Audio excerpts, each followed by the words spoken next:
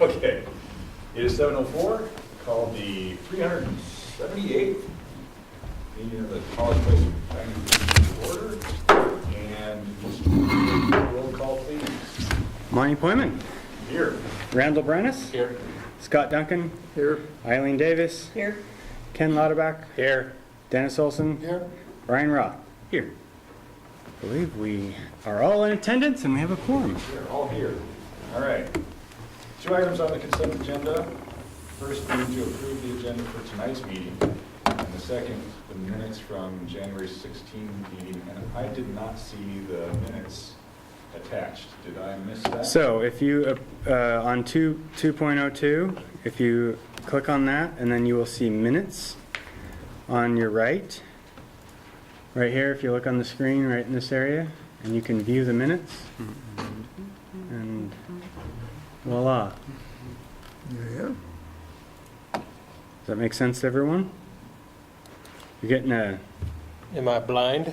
Yeah, I think we're all missing. Okay, so under the consent agenda, click on item 2.02, Yep.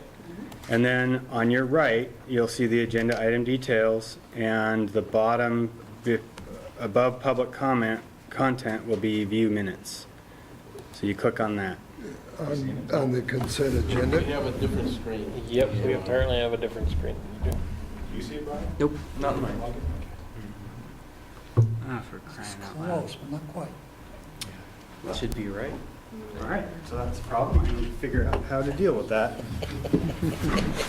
So, So we will remove the minute from the consent agenda. that works. Do I need to have a motion for that? Or is that just? I don't think that's necessary. Okay. So do we have a motion to approve the agenda for this evening? So moved. Second. Moved by Commissioner Duncan and seconded by Commissioner Olson. All in favor? Aye? Aye. Opposed? It passes 7-0. All right, so we have Mr. Dorn back with us again tonight. Are we going to start with the comprehensive plan survey results? Is that Yes. correct? Now, just out of curiosity, when you click on 3.1, Yes. are you able to pull up the survey results? Yes. Yep. Okay. Yeah, I had everything, so I looked at this when you sent it out, and I had everything except the minutes. The minutes, okay, interesting.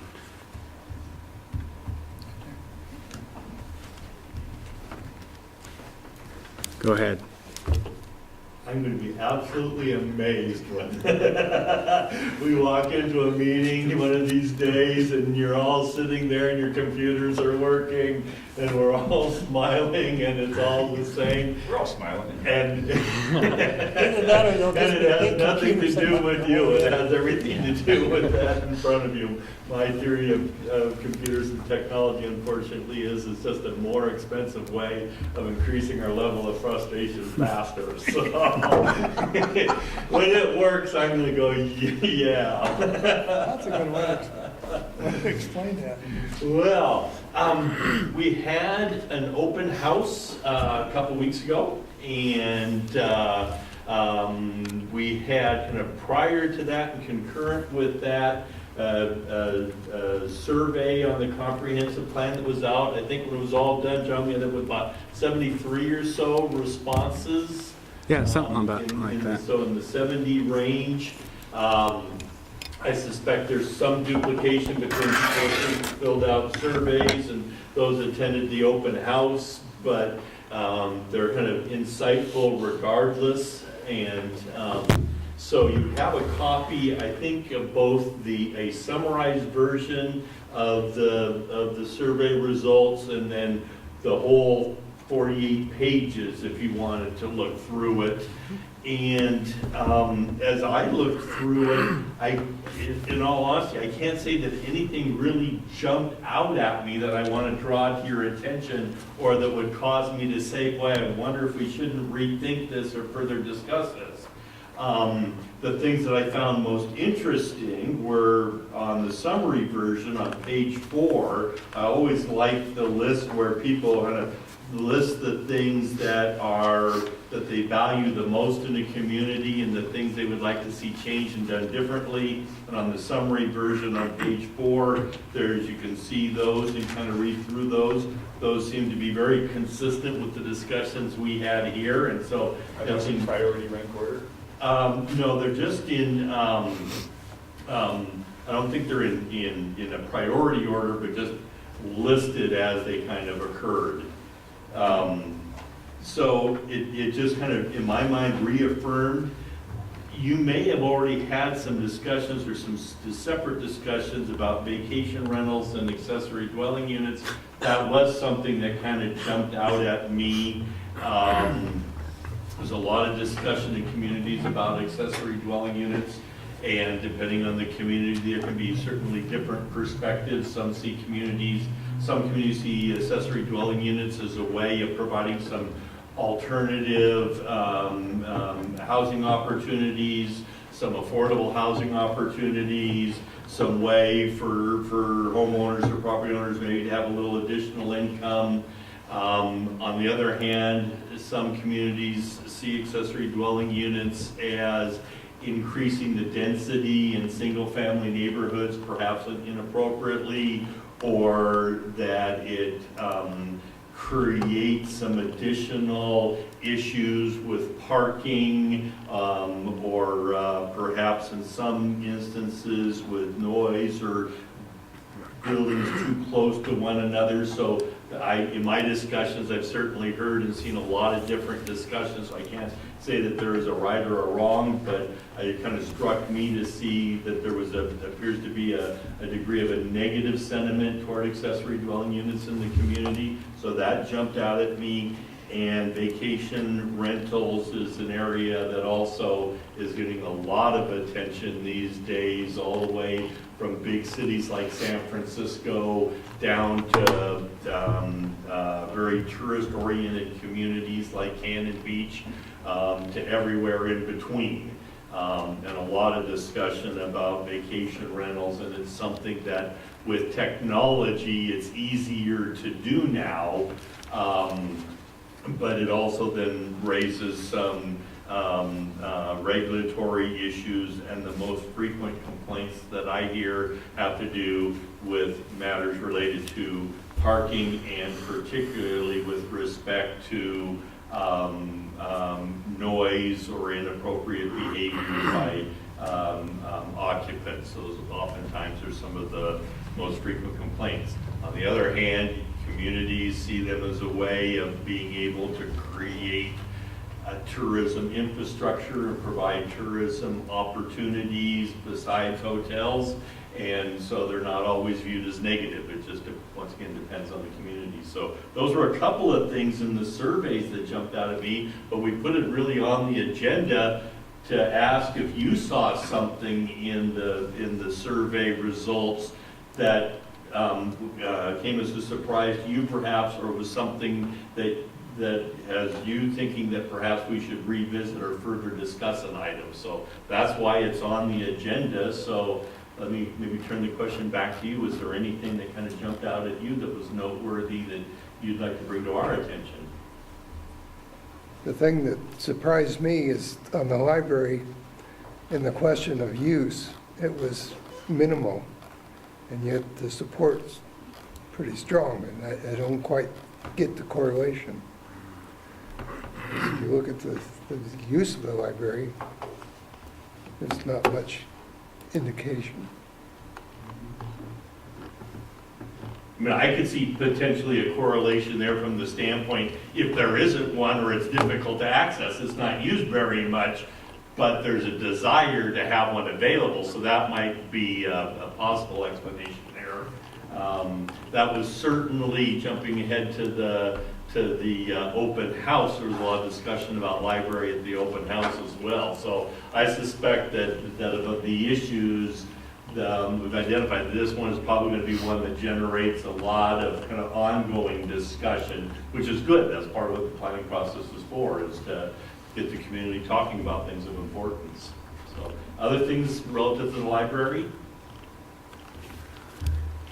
I thought it was interesting how quickly we sold out of the free library cards. I mean, it was within 3 hours, I think, in the morning they were gone. We didn't have that much budgeted. I think it was like $3,000 or $4,000, but it went quick to the. So how many cards did that translate into? I don't know exactly. We could find that out, but it wasn't a lot. Some of them went to the rural library district, and then some went to Walla Walla, so there were different costs for those I think the facilities. total was what, like maybe 65 or less? Yeah, it wasn't very much. It was under 100. Yeah. But the line at 8 o'clock in the morning was, long. So, we have to get the rural library. Library is important to me. And this has been a real bugaboo that we didn't have access to the library. I don't want the rural library. I want the city library.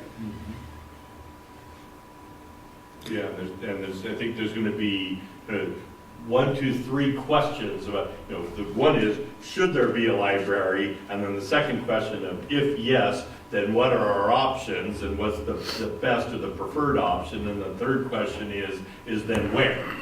So yes or no, which one and where are kind of the 3 key questions there. Yeah. Forgot the how. Pardon? You forgot the how. Yeah, well, the how is, yeah. That's that one. Yeah, I mean, 70% said they would support joining the library district, and 30% said no. I mean, that's, maybe they don't know what it means to join a library district, Right. but. They don't. They know. I wonder, even Yeah. for myself, what does that really mean for the city to join a district? Suppose just roll it. Just means that we're part of it, we can go to those libraries without paying, but it doesn't necessarily mean that there'll be a library built in the city, correct? No, I think what we're hearing is that we would want a library in our community. So A physical structure. if we're going to tax ourselves for it, we need to have something here that serves College Place residents. I think that's the end goal. But we'll see. Anything else on library? Or other issues that popped up? Anything that jumped out at you as you looked at the survey results?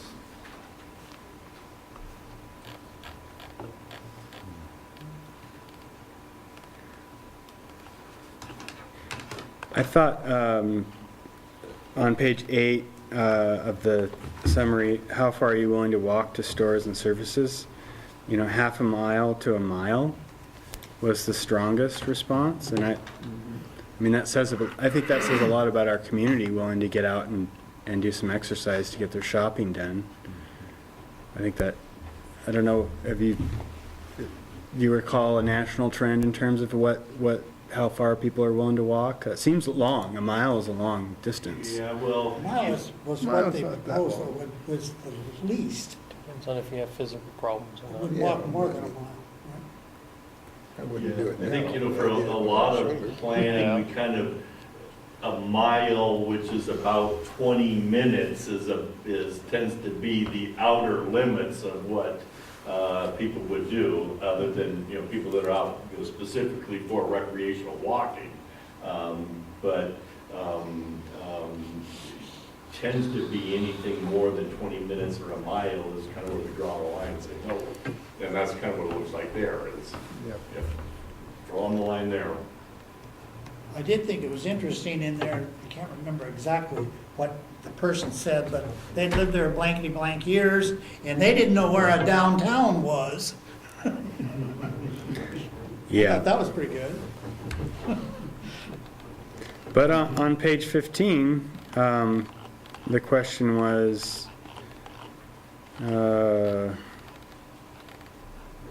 something about the downtown and purchases. Yeah. Mhm. When was the last time you bought something in downtown College Place? and last week was, 43%. It was the highest. I mean, so people are purchasing stuff on College Avenue, and maybe they're going to Andy's, maybe they're grouping that, but that's a start. Ask that question anywhere but Andy's and see what your response is. Or the post office. I go to yeah. the bookstore, and I go to, in fact, I use both bookstores. Every week, though? That's why I say, remove Andy's from that question, and you'll see a little bit different of a response. Because I go to Andy's 3 or 4 times a week,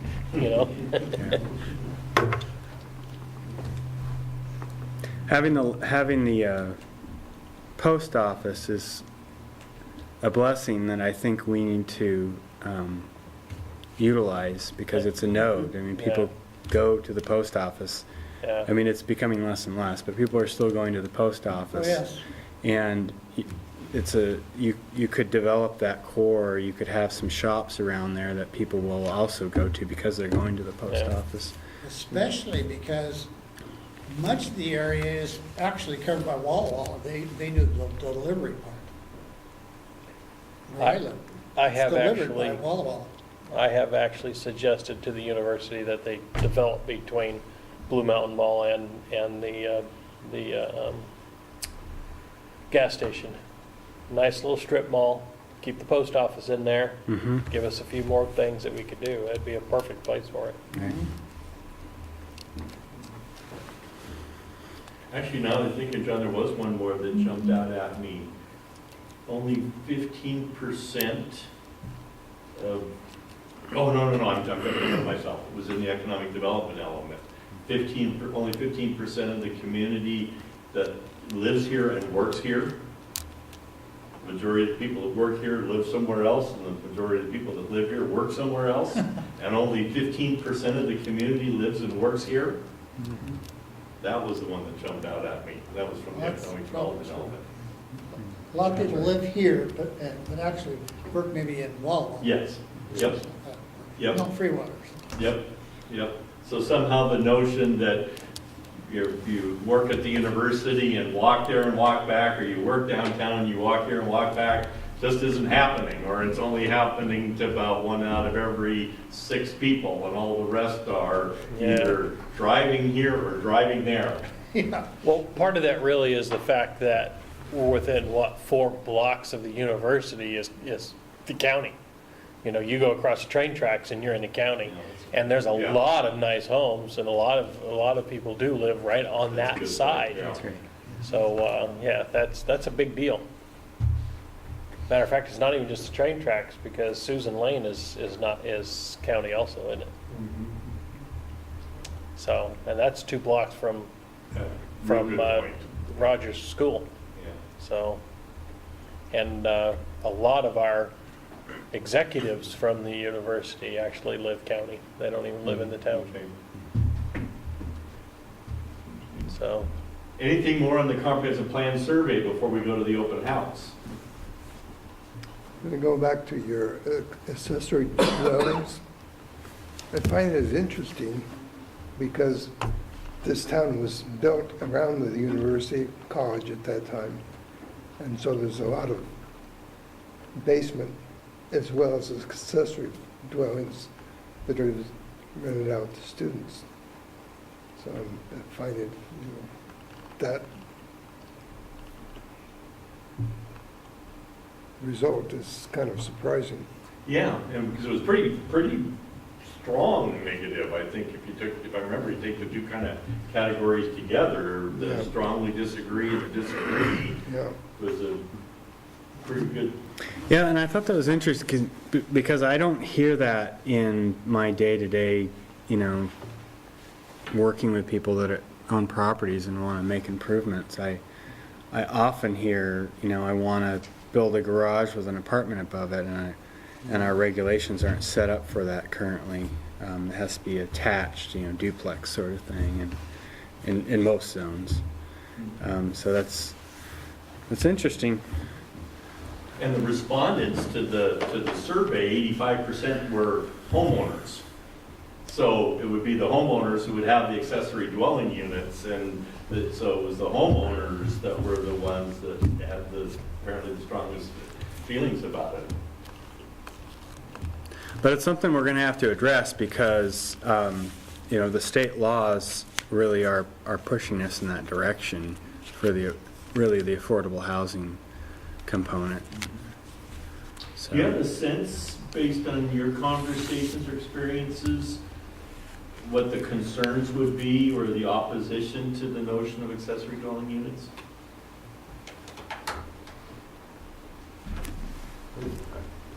Well, I don't think they're thinking about students. I think they're thinking about tourists, people coming into the area, and having a big party or something. Yeah, maybe the ADU and the I just don't VRBO think should they're be separated. seeing it the same Okay, way. so maybe VRBO and ADUs are getting kind of Yeah, kind of mixed up. mixed up together. Separate the questions further in Yeah. your questionnaire, and you might get different answers. Especially since there was a controversy about that in Walla just prior to your Yeah. survey. Yeah, that's true too. It piqued their interest. Okay. And do people really understand what an ADU is? It does say self-contained residential unit. To me, that means it's totally separate unit, not an above the garage type of a thing. Something Well- freestanding. Well, when I use the above the garage, I'm referring to like a detached garage. But, I mean, it could be anything. It could be within the primary residence, but it's accessory to the primary residence there. I mean, that's the purpose. It's not a 3-bedroom, 2-bath house in your backyard. It's, a 400 square foot cottage, really designed for 1 or 2 occupants, and that's about it, Yeah, so, but it does raise an interesting question we're going to have to deal with on several of these things. When we see some negative responses, is that an indication of how the question was asked, or what people know and don't know at this point in time, or is it really an informed opinion based on some knowledge and experience? And we're going to have to tease that out a little bit and figure out some ways to get a better sense of that. Yeah, I mean, it could be perception of, concern about invasion of your privacy in your backyard if it's above a garage or something. So if that's the case, then there are things that we can implement that would protect, you don't allow windows to look into backyards. There are ways to overcome some of that, private property, privacy issues. And again, with the VRBO vacation rentals, it could be, those are 2 separate things. And like what Walla Walla has done is I believe their ordinances don't allow in those new units to be in accessory. It has, VRBOs have to be in the primary residence. That's right. So, So one of the things I think people are concerned about is that they bought into a neighborhood because they like the character of that neighborhood. And when you allow these other uses they're not allowed currently, then it starts changing the character of that neighborhood. And it's almost like they feel, well, one of the reasons I came here is because I like this neighborhood the way it is. Now you're changing it. yeah, and allowing these accessory dwelling units, it's not going to change the fact if a neighborhood has CCRs that prohibit something like that. I mean, so there are protections for some of those neighborhoods, but if it's just, a neighborhood that was established in the 50s and they don't have those covenants and restrictions, then you're solely relying on city ordinance. Okay, anything else on the survey? Because the open house addressed the same issues, and we had maybe 30, 40 people? I think it was around 30. Yeah, around 30 people. My experience with those kind of things, there's some value to the information you get, but a lot of the value is neighbors getting to talk to neighbors while they're there and about the different issues and things, and there was a lot of kind of talking among folks as they kind of made their way through. Once again, I didn't see anything that jumped out to me that what we received as being a new message or a new theme. I kind of referred to it as being in the law of physics stage. For every opinion, there's an equal and opposite opinion. And so we're kind of at the point now where we kind of have the issues framed and goals and policies articulated, and we may get a comment, but then we get another comment. And so it just kind of tells me that we're on the right course. If there was, I've been to some meetings or situations where before the meeting even started, the parking lot was full of people, but that's because there was something that people were concerned about, or a rumor got started that kind of snowballed that brought a lot of people out. But we didn't seem to have any of that at all, and there seemed to be more of an affirmation than anything. But John, any did you have any insights? You know, I think like the transportation map was, and that's why I put it up here. This was at the meeting, and you know, the 12th and Larch intersection. I don't think these green dots mean that people like that intersection. I think they're like, this needs attention. Like, let's do something here. Whitman and Larch also. You know, the 4th Street connection to the Homestead development, we had a you know, stop sign there. No, we don't want that sort of thing. But yeah, in general, I mean, the tone of the open house seemed to be that people were generally satisfied with what was going on in the community. We heard a lot of good things about, just in conversations about like the wayfinding signage that was going up, the new entryway signage, those sort of things, Kiwanis Park, the improvements there. And I think there seems to be this sense that there's more of a community developing here, you know, the high school and, you know, the new schools getting going, and College Avenue, people seem pretty satisfied with that redevelopment. Community events, yeah, that was a big, you know, people really are pleased with that, those things. So I think we're headed down the right path, is the sense that I'm getting. One of the things that I observed, and I don't know how we can do better outreach, I guess, or how we get people motivated so that they come to these things. Because, you know, the staff went to the trouble of translating everything to Spanish, and I don't think I saw while I was there any Hispanic family. And I saw probably at least half of the people attend, so if we had 30, at least 15, maybe even 20, were somehow related to the city that they serve in some board or commission already, versus just, you know, people out there that are not already, I guess, interested in the city. So, you know, there's obviously those people that are volunteering, boards, commissions, those kinds of things. They obviously have an interest in the city, in what's going on, but there's a whole bunch of other people out there that seem to, I don't know, and not really be, you know, and I don't know, does that mean that they're just happy and so we're good? Or, you know, I don't know what that really means. So Yeah, that's counseling. We advertised, of course, there was a couple of ads in the paper, and that gets a few, but we were on social media, Facebook, Nextdoor, and we actually, I mean, I think there were nearly 1,000 hits on the advertisement on Facebook for the open house. So, and then I reached out to the Iglesia Adventista, talked to the pastor there. We printed off flyers. I think I printed off, I don't know, 50 or 60 flyers for them to pass out at their services. You know, arranged for translation, and then the whole, you know, translation into Spanish, and there was not one Latino at the open house. I mean, I'm sure there's factors. I mean, the politics of what's going on right now. I mean, there's probably there may be some concern about people venturing out and participating in public, government sort of related stuff.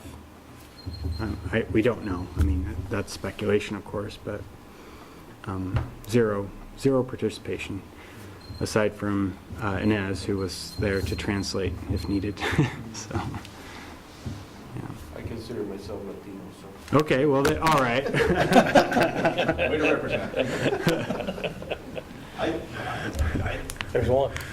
I think John, my experience is that just kind of collectively, we're not as much meeting goers as we used to be. Or we do so many things online now and stuff like that we just don't think in terms of going out to a meeting. I mean, there's a few communities where that's an exception, where just public meetings are just a part of that community's culture. But there's not a lot like that. And I've just seen over the last several years kind of more and more and more of this. It just aren't seeing a lot of people. I mean, unless there's something that people just are really disagreeing with or worked up about. And then oftentimes social media is involved because that was the way that the rumor was getting spread and the misinformation was getting spread. And then you get all kinds of people coming out, but you're spending your whole time trying to undo the misinformation. But I think we just aren't just going to meetings these days is not something we do. It's not a priority. You really have to have, often there's a personal interest when people attend meetings, whether they're upset about something or they're really, really excited about something. And an example of that would be the Blue Mountain Regional Trail Plan. I mean, the public involvement in that plan was tremendous. I've never seen that many people in one spot that were excited about something. Usually, I mean, when I first moved here in 2000, the county was going through their comp plan amendment process, and people were up in arms about several different things, and there was a lot of people in attendance for those meetings, but they were against something. Another example is the water bottling topic that's going on right now. I mean, people repeatedly stating the same thing one after another, that they're opposed to that sort of thing. So if they're not angry, they're not coming out, and if they're not angry, then that means we're doing something right, I guess. I don't know. I thought it was pretty well attended. I didn't expect to see the number of people there that were there. And, I hear what you're saying. We can always do better, and there's certainly demographics that weren't represented. It's not through a lack of effort, so thank you for your outreach. Okay, anything more on the open house? So that takes us, John, to the future land use map and to the zoning map and some changes. I'll just kind of preface the future land use map with an update. The urban growth area adjustments have to be approved by the county. So the city makes an application to the county reviews it, ultimately will approve or not approve it, and then the city would need to approve it as well so that the two documents are in sync. And the good news is and the county goes through a process where they receive all the applications and they do an initial screening to decide which ones are going to go forward for further analysis, and are there any that are just going to kind of drop out at the very beginning. And so we've had that first screening, and College places 2 applications. So I think we're the only 2 applications that went through without question, without issue, without debate, and went through the initial screening and is now been forwarded for more thorough analysis. and before action by the county. There were several other proposals, including two from the city of Walla Walla, and then, as John mentioned, one involving some changes to the county comprehensive plan that would enable a bottled water facility and some other changes to their agricultural land zoning. All of those had a number of people attended with comments, and planning commission recommending some of them not go forward, and the county commissioners deciding to carry them forward. So it took the county about an extra month in their process to kind of deal with everything but college places.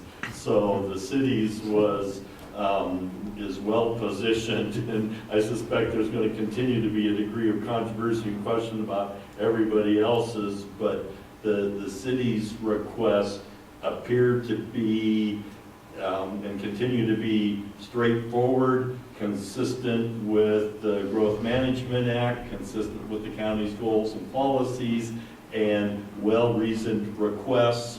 And by not including any land that has been designated as prime agricultural land by the county, we've had to sidestep some of the issues that Scott and the city of Walla Walla caught up in the discussion with the county. So there's no way to guarantee what the outcome's going to be, but certainly from where we sit right now, the first few steps have all been positive and favorable, and we don't have any indication that that's going to change as we proceed, but we have to be prepared each step along the way.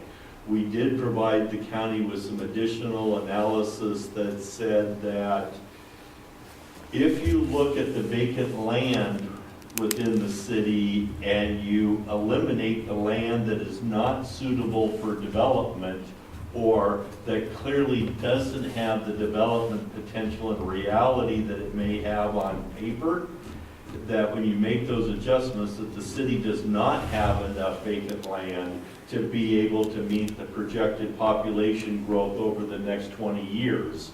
So in addition to all the other discussions we've been having, there's in fact another argument, which is if the city's going to meet its obligations that the county and the state have passed on to us, there has to be additional land in order to be able to do that. So that's yet another argument that's a pretty strong one. And also then on the commercial industrial side, the fact that there's no industrial land suitable for development in the city, and you can never have enough vacant commercial land. We've got three strong arguments, and so we'll continue to report on how that is, but hopefully we'll be bringing a report back at one of these days that says that the county commissioners have approved the city's request, and those areas to the south and west are going to be added to the city's urban growth area as part of our future planning. So that's kind of a preface to the map. I think, John, you've received some specific requests or inquiries from some property owners to make some adjustments to the maps as we go forward. Yeah, I've since the workshop. So this was the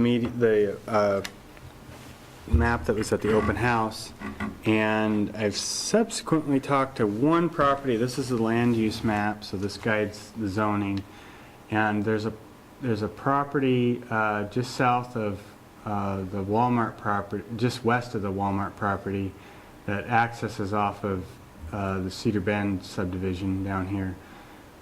It goes from Lamperty all the way to the school property, and there's some desire there for multifamily in that zone, and so I think it would be appropriate in terms of it provides a buffer from the commercial development to go to multifamily there.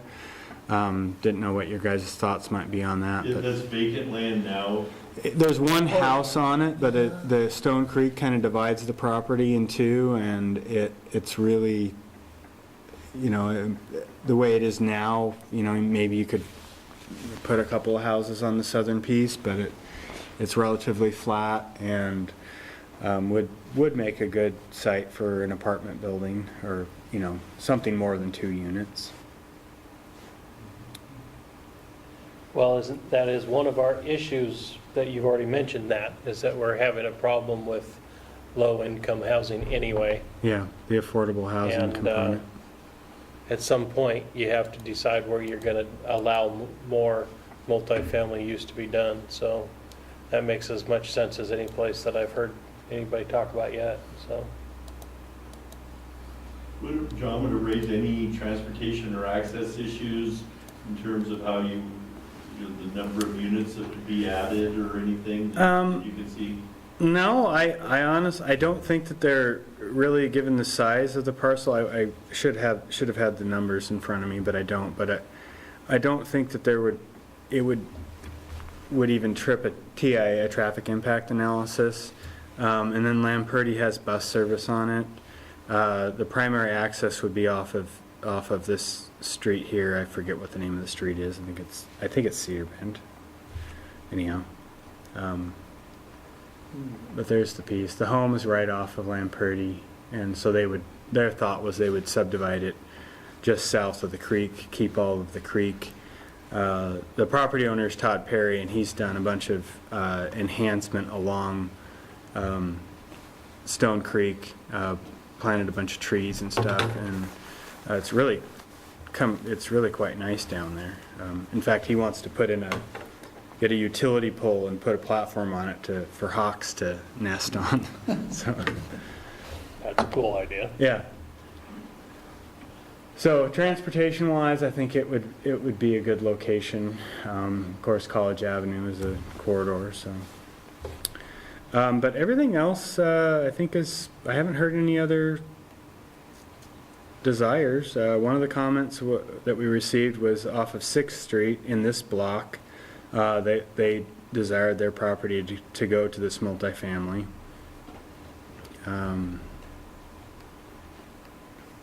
Yeah. John, what have you heard about Martin arrows and stuff that they make? Archery? Martin Archery? Martin Archery. They're Well- closed up, aren't they? It was in the paper that they were thinking about moving, or they made some kind of a deal with the port. Oh, I hadn't heard that. Go out Isaac's. Yeah. Any thoughts on the multifamily or anything in the land use categories that you've had thoughts on? Any particular neighborhoods? Scott?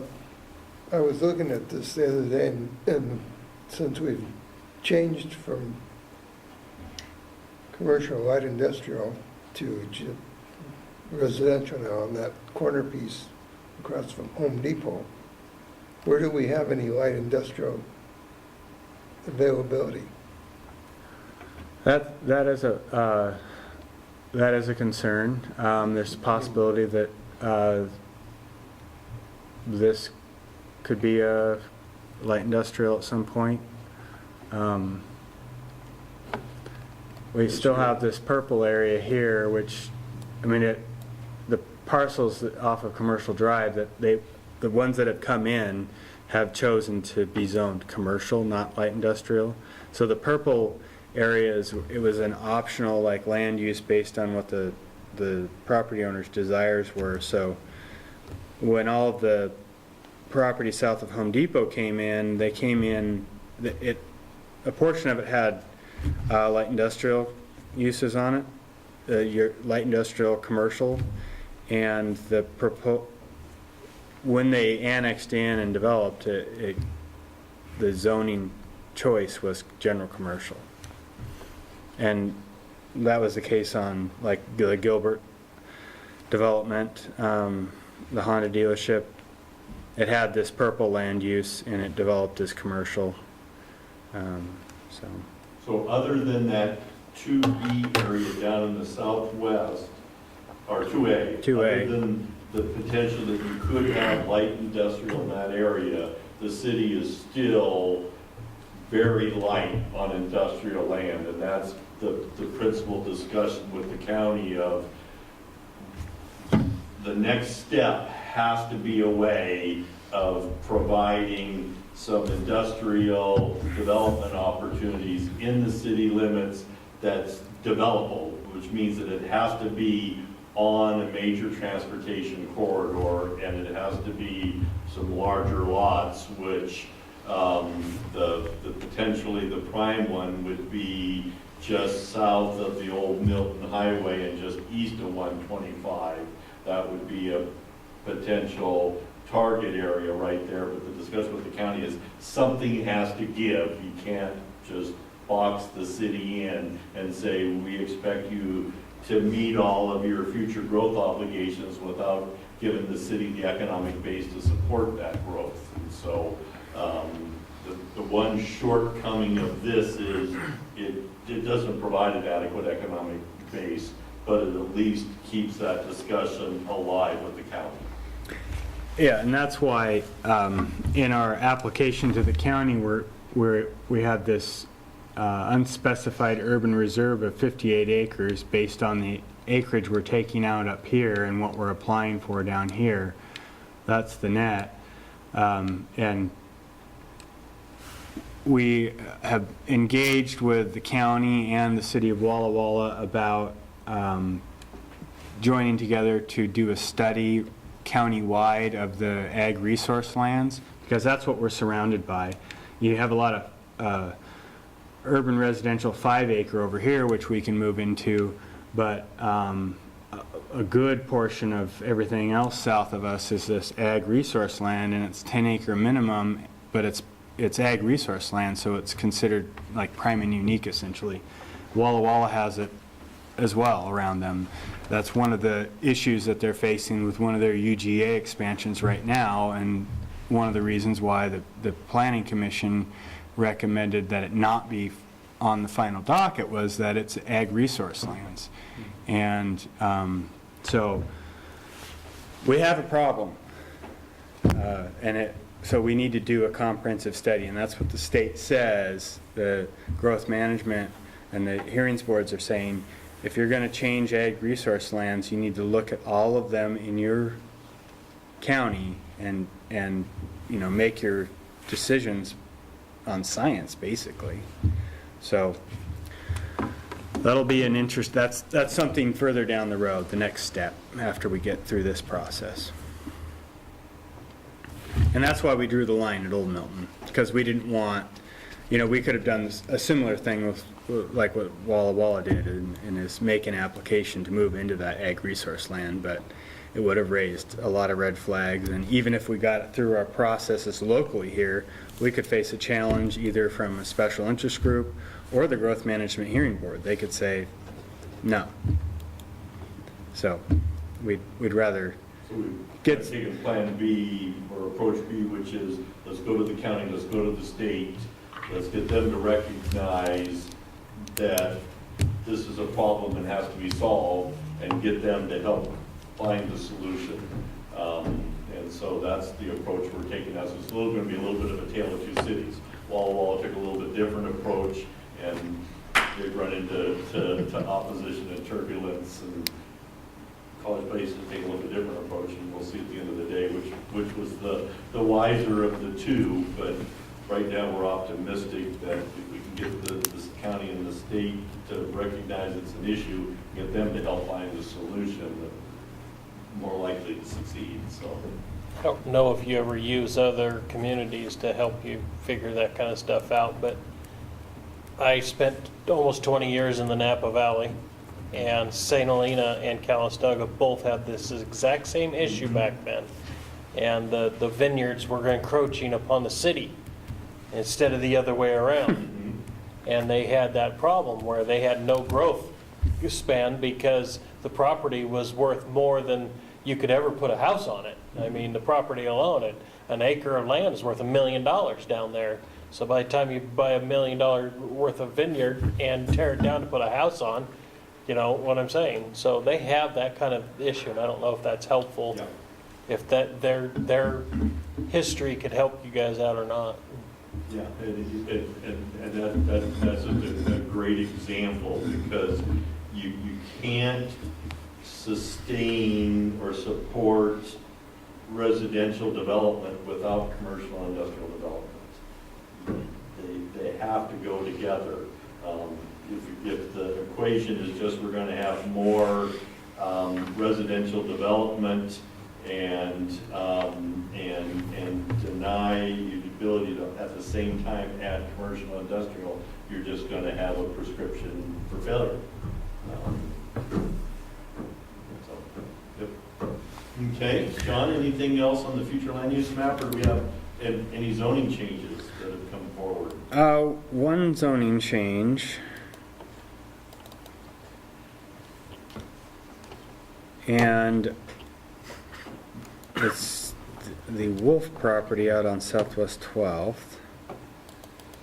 And they have a residence next to the Pemberton Insurance Building. And this piece right here, it's a little over an acre, I believe. Pemberton's office is right on the corner.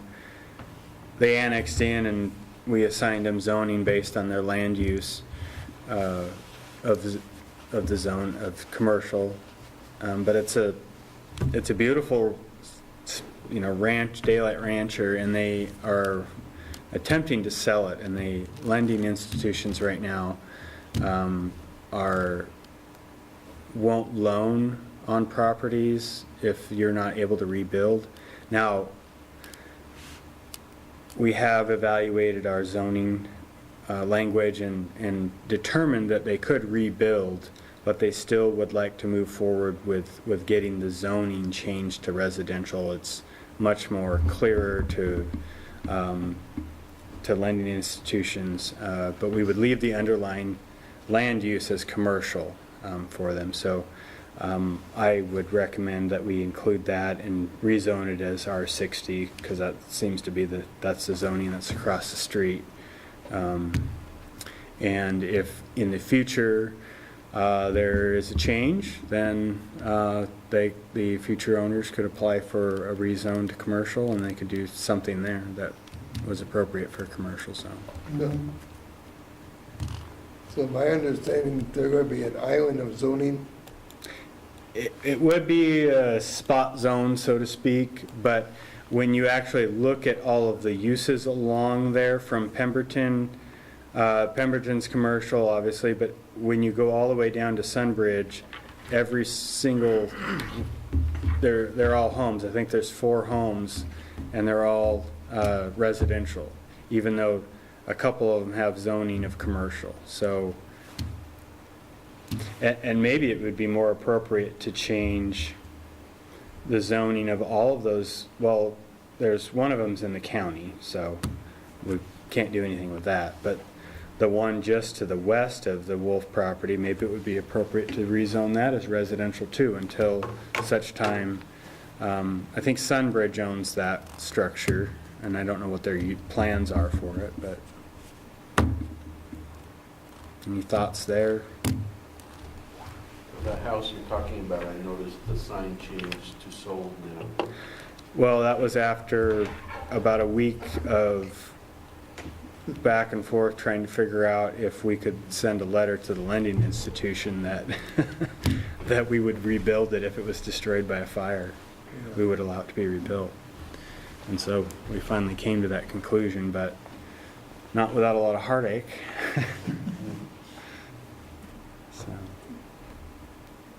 So the property just to the west of that, it's still right now commercial. You're saying it could be changed to residential zone also? We could, yeah, we could do both of them. I mean, they're both being used. I would contact the owner first. Sure. I'm pretty sure, 99% sure Sunbridge still owns that.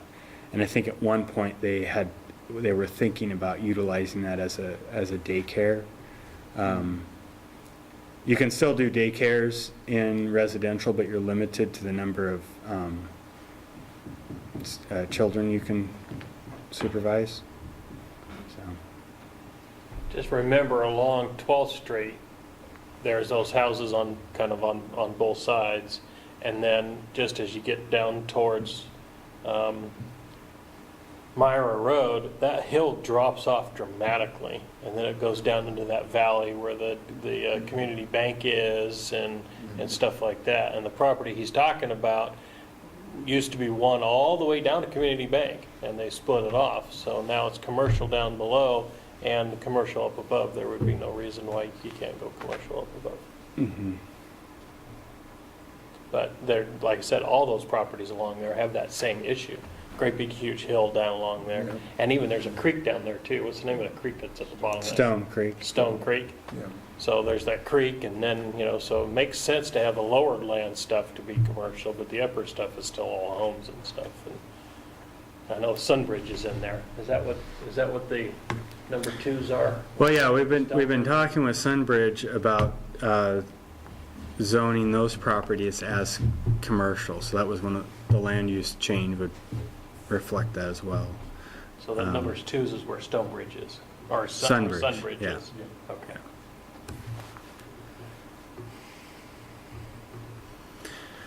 But those are the only conversations I've had regarding land use and zoning outside of the meeting. So I think it seems like we're headed in the right direction. A lot of these have been on my list of properties to make corrections, so.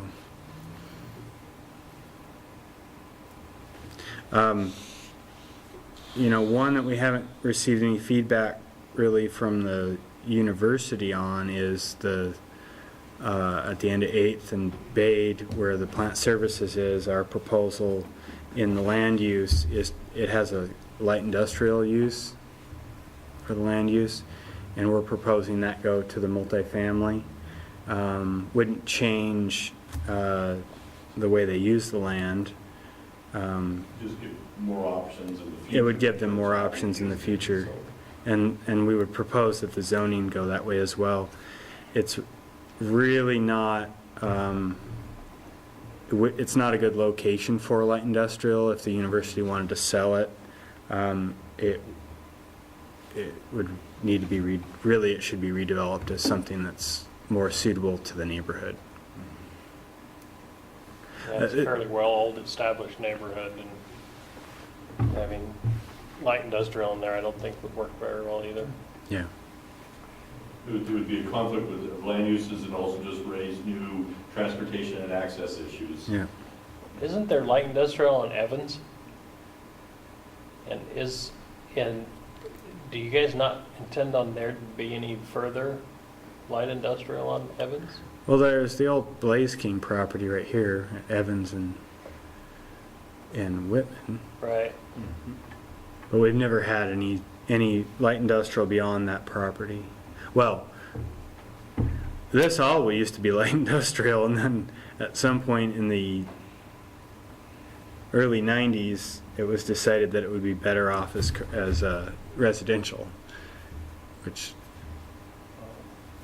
I think is interesting from a planning perspective to look back and see this, flat onion field basically that had potential, and then to bring residential into the mix and have it so close to an existing light industrial that you've automatically created like these conflicts between the two uses. And we still hear about it today. I mean, every year I hear about noise or fumes and you ruined your one neat area of light industrial. Yeah, You had an awesome opportunity. yeah. I mean, Whitman's not the greatest corridor for that No. type of traffic, but it was something. It was a start. Evans goes right out to Olula, and I don't know. Any other questions or thoughts?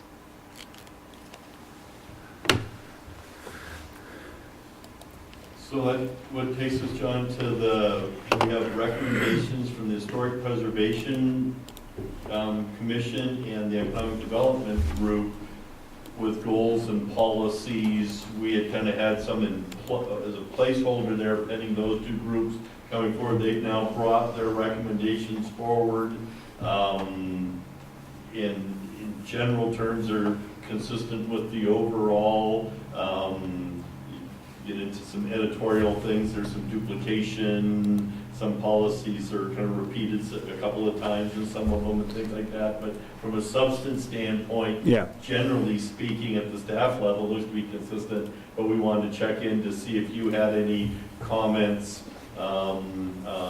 If you did, we'd want to have further discussions with the group so we didn't have conflicting, the planning commission conflicting with the historic preservation commission and economic development group. But if your read of them is that they're generally consistent, then our thought would be to carry them forward in the document. But we wanted to check in with you to see if you got a chance to review their comments and see if you have more from a policy standpoint as opposed to a editorial standpoint.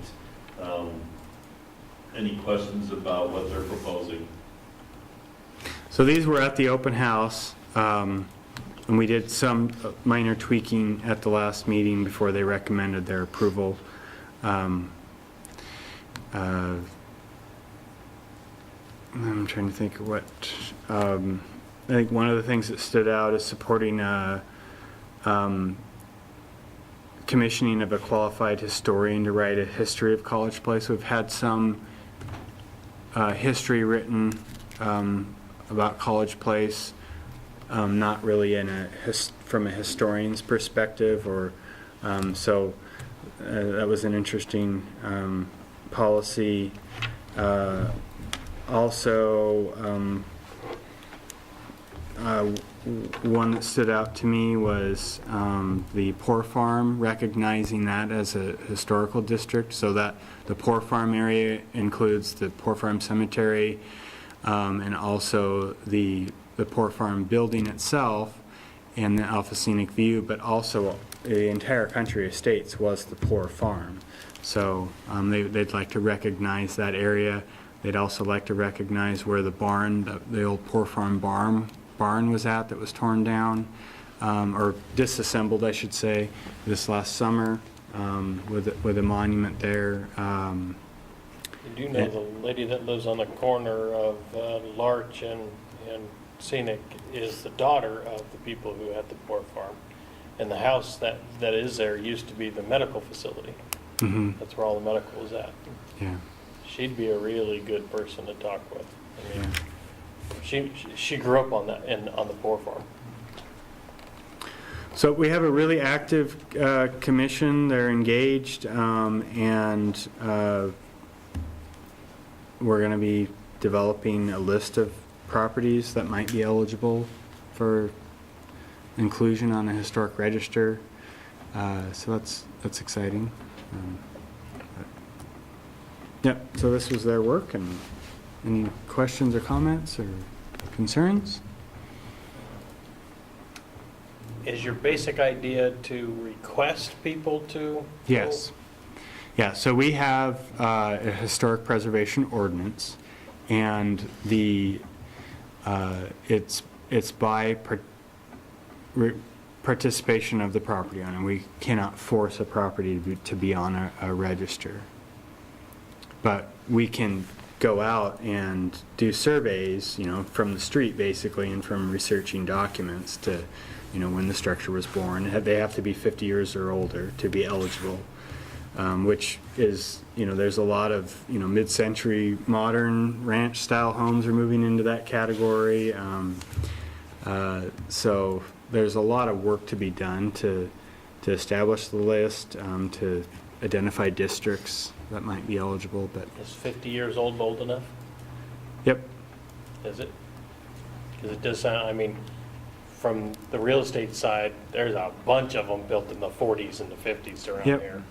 And that means there's if you're saying that, to me, that sounds like about 50% of the community is going to be historical. There are criteria, and I don't know all the details of them, but you have to look at the architectural style, the integrity of the structure, how much of it is there that was from original, and then there are historical contexts from, if there was somebody of important historical significance that maybe grew up there for the community, or you can identify districts like up off of A Street and Fern and it was a neighborhood that went in 50 years ago, and it was the first, from what I've heard, we haven't researched it, but from what we've heard, it was the first subdivision in eastern Washington to have utilities that were all underground.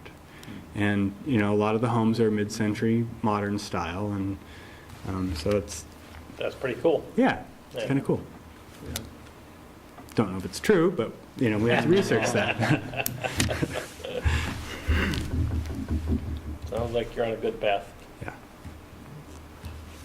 So our thought is, and what we wanted to check and make sure tonight is that we basically have the information we need to prepare a draft document and bring it back and start to go through the final review and approval process. But I think we've got a pretty good sense of what the issues are at this point, and the path we're going on seems to be being accepted. We're not encountering or hearing any opposition or questioning to it. So our next step, and what we wanted to confirm tonight was our next step is to pull all this together into a draft document and bring it back. So that's where we are in the process, unless there's any other issues that you're still kind of thinking about or wondering about, or it's never too late to bring them up. But we're going to kind of start to move toward the barn now. Sounds good to me. There's one other thing that I should mention regarding parks. The Parks Board recommended that the Blue Mountain Regional Trail Plan be adopted by City Council, so that's moving forward to Council, so that will be a reference document in the park plan. And that, the Blue Mountain Regional Trail Plan was a regional effort from Columbia County, Walla Walla County, and, oh, for crying out loud, I'm blanking on the county that's in Oregon, just south of us. Umatilla County, thank you. You know, an amazing plan. If you haven't checked it out yet, do Google Blue Mountain Region Trail Plan, and there's wonderful maps in there from the local jurisdictions to, you know, region-wide trails that are desired to be connected together. From the urban standpoint, Walla Walla and College Place looked at mainly bicycle routes and, you know, what we have on the street right now. Do we have bike lanes? Do we have planned bike lanes? Are we doing shared roads? Where do we have bike paths? Where do we have sidewalks? Where do we have missing sidewalks? You know, where do we have gaps in our systems, and how do we interconnect with each other? So Walla Walla and College Place met together at a staff level to make sure that our maps or our routes are connecting, and where they're not, trying to figure out how to make that happen. But the end goal of this, the purpose of it is that this will, in theory, enable us to apply for certain grants at the state level, or support our application processes for transportation grants and things like that. So it's exciting. There's a lot of work to be done, but the group is still meeting together, hopefully a little less frequently than we have been, but because the meetings tend to go a little long. But yeah, it's a good group of people, and it's an exciting project. So John, are there other things to go over? Like I said, I think from this point, we're ready to start to head toward the barn. We're going to start pulling the document together and bring a draft back. Yeah, I guess the only thing I would say, like on the economic development element, Mike worked on this with the EDAC committee, and it's a pretty extensive element of our plan, the proposed plan. So I just sent it off to you guys last night, so you probably haven't had a chance to thoroughly go through it all, because it was just a report basically. But if you want, I can have Mike come and speak about this, because he was the primary person that developed it. So if there's an interest, let me know. I mean, right now it would be a good time to let me know if you're interested in having him speak about it in greater detail. We can do that at the next meeting.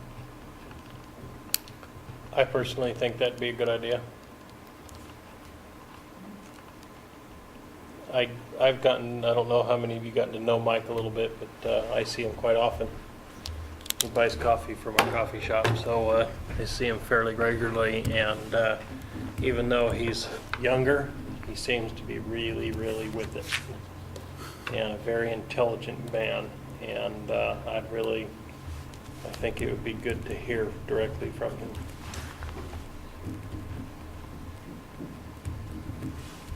Is that a consensus of one, or you guys all in agreement? Well, I think it'd be Okay.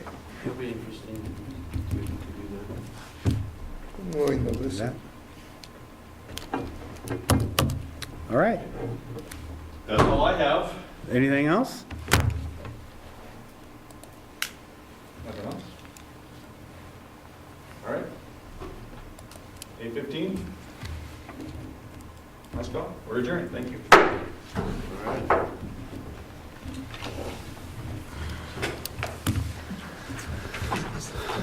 Want to close out on this stuff, or? If you wouldn't mind, if not, I can handle it. No, mine, more than willing. Do you want us to shut him, power him down? Yes, please, yeah.